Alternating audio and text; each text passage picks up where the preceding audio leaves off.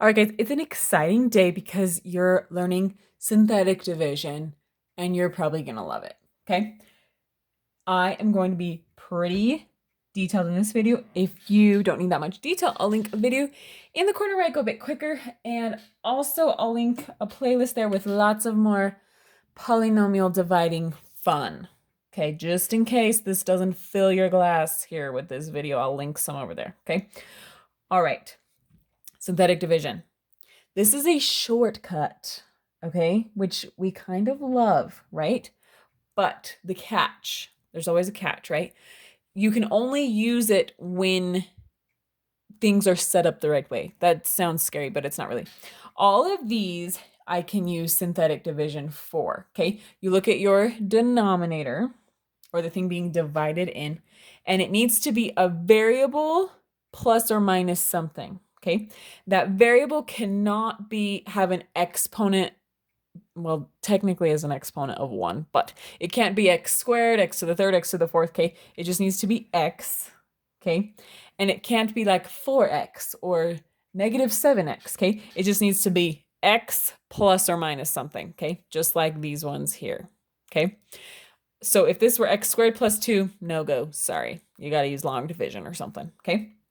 So once you've made sure you can use it, you're good to go, okay? So let's take a look at how you do it, okay? So first thing I do when I'm doing synthetic division is look at this number here, okay? So your denominator, whatever is being added or subtracted on the back, okay? So I've got a positive 2.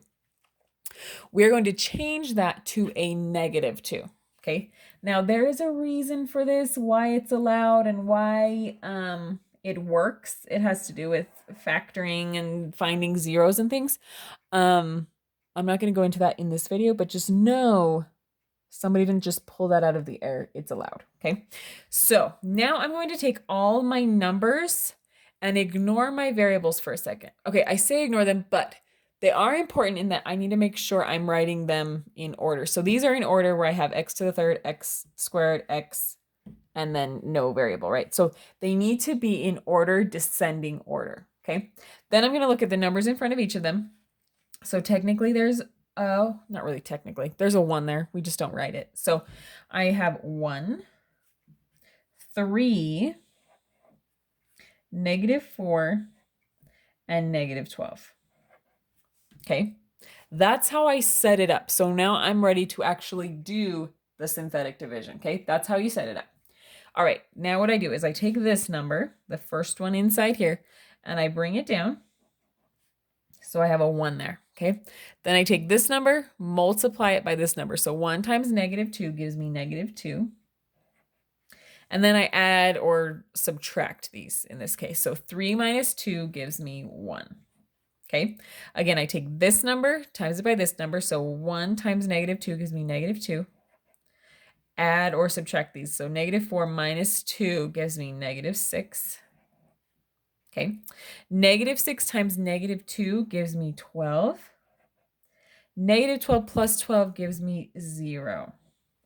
Okay, those are my numbers. Now I just got to make them look right. Okay, so this last number here is your remainder. Okay, in this case, our remainder is 0, and so we don't really have to worry about it. In this problem I'm going to do, we will have a remainder that's not 0, so stick around so you know what to do in that case, okay? So that's my remainder. This number here is your number being added or subtracted on the back. This is my x, and this is my x squared.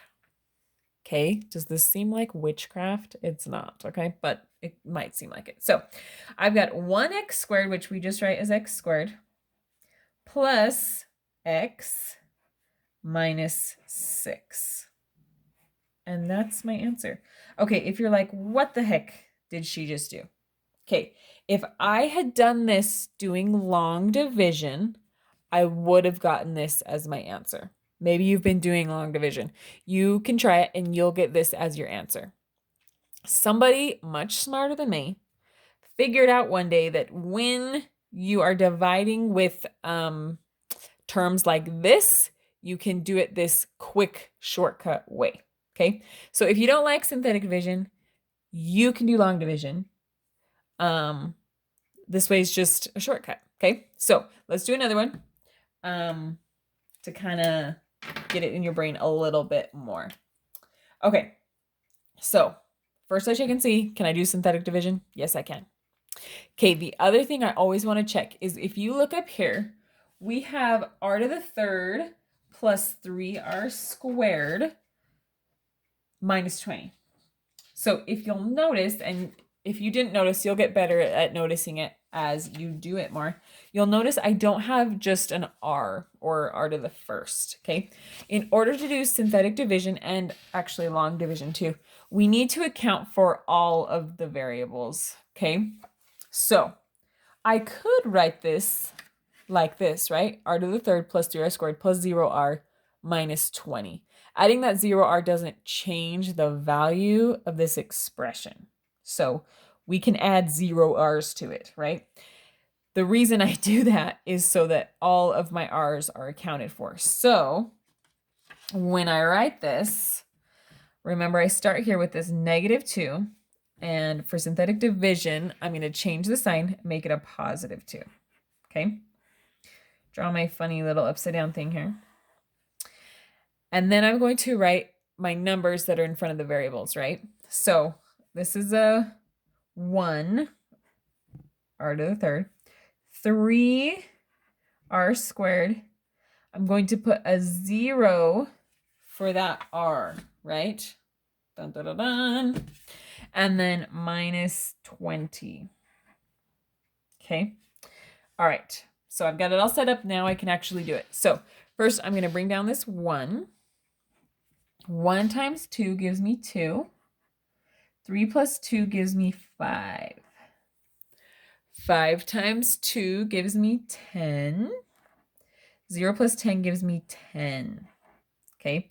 That's why I need that 0 there, because otherwise I would have put it here. Anyways, I just wouldn't get the right answer. So we need to make sure that we have all those variables accounted for. Okay. 10 times 2 gives me 20.